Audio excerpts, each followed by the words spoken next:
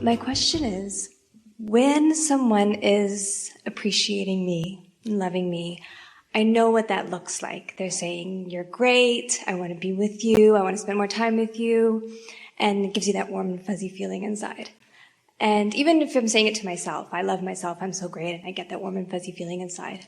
What am I, because I know that's looking for love in all the wrong places, so what do I look? Well, it isn't that it's so wrong, it's that it's not steady. Right. So if you get dependent on getting it there, it might be there and it might not, depending on what's going on with them.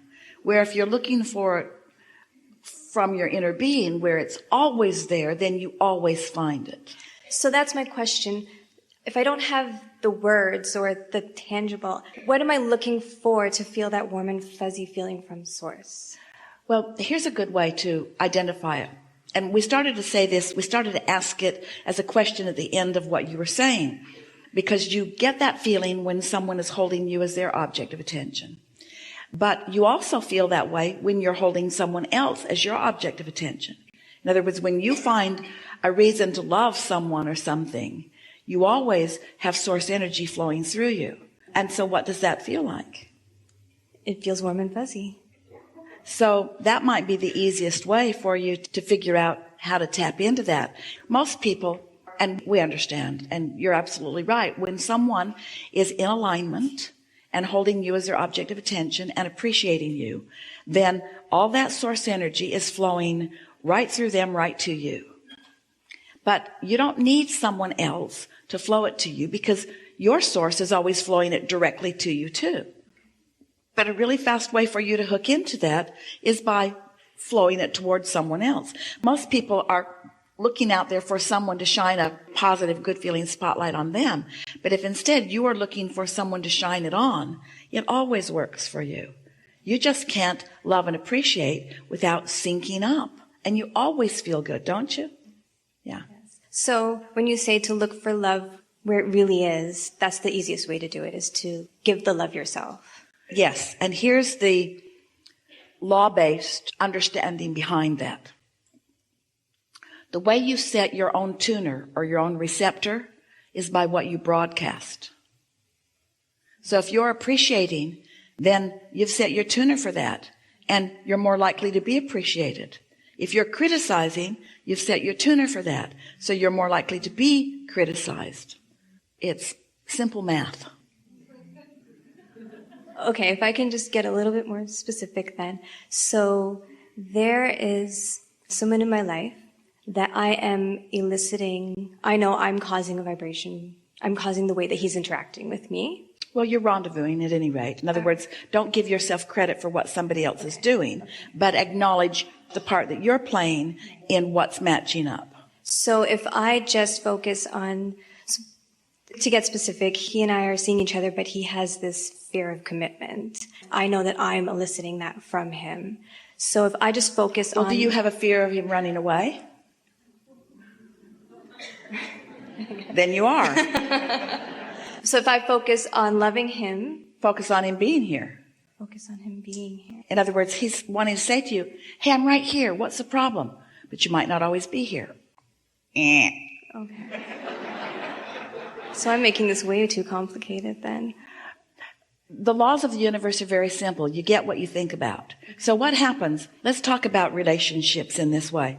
Because a very common thing, and it isn't appropriate to say it's always this way with women and it's always this way with men, because of course that isn't true. But a very common pattern among you are that women want commitment, men want freedom. The more you ask for commitment, the more they feel their freedom impeded. The more they ask for freedom, the more you feel your commitment impeded. In other words, it's sort of like you almost want different things from each other, except that at the basis of who you each are, you want to feel good. You all want to feel free. You want to feel happy. But anytime you let your happiness be dependent on someone else's behavior, you don't feel good because you can't control them, and they don't feel good because you want to. And it's true of everybody. So when you decide that you're going to let law of attraction do the matching of things up, then you just broadcast as you mean to broadcast. And you'll get back what matches what you're broadcasting. Makes sense. Takes a little practice, doesn't it? Okay. So let's talk about relationships. So let's say that you really want commitment. And your partner is willing to go along with it because right now that seems like a good idea. But you can tell that he's reluctant to say those forever words. So you're not focused upon what you want. You're focused upon what he seems to want that you're not even sure what it is. So you're not a vibrational match to what you want. And he wants to feel free and he really likes being with you. But he's focused upon what you are demanding from him that he's not ready to give. So he's not focused on who he really. So now you have two people, neither one focused upon what they want, blaming each other for the way they feel. And that is a really common relationship scenario. So what you want to do is focus upon what you want, and the universe will yield that to you. But if you've got all jumbled in your vibration what you don't want, then the universe keeps bringing you people that hold a lot of what you don't want in their vibration. You see what we're getting at? We would not assume that just because he won't say the words that you want to hear, that he doesn't feel the same way about this lovely, unfolding relationship, because he does. But your sensitivity is the right word. Your need for something that he's not ready to say is putting you in a vibrational place that's pushing him away. If I visualize him saying it, or I visualize him staying, or... But see, here's the thing. Everyone's telling me no. That's all right. This falls into the category of trying too hard and efforting too much. So we have some questions for you. Do you believe that through life you've come to a lot of clarity about what you want in a relationship? And do you think your vortex holds that? And do you believe us when we say that the universe is arranging all of the cooperative components for that? And can you feel how when you are worried about something, you're not a cooperative component to your own vortex? Yes. And so when you're trying to visualize something that isn't coming easily, are you in alignment with your source or not? You see what we're getting at? Yeah. Trying too hard is always an indication that you don't believe what you're asking for, so you're just trying to make it happen. So, you know what the best way to get what you want in any moment when you're worried about something? Give your attention to another topic altogether.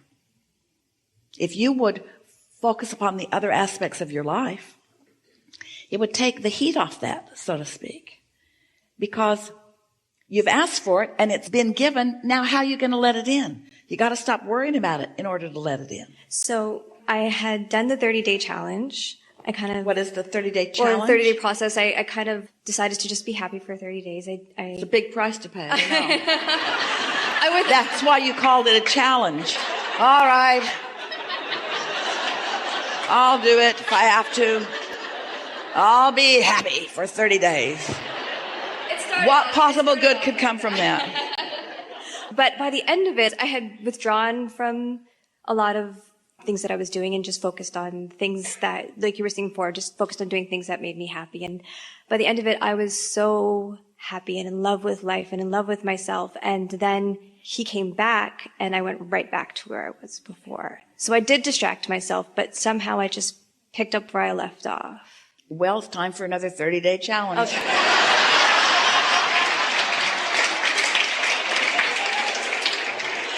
All right. It's like Esther will say, Abraham, can't I please just be the one exception in all of the universe? I've been good. I've been talking for you for almost 30 years. Airplane every single week. Hotel rooms. I live out of a suitcase, for God's sake, Abraham. Can't you just twist the rules a little bit for me, please? Just a little bit.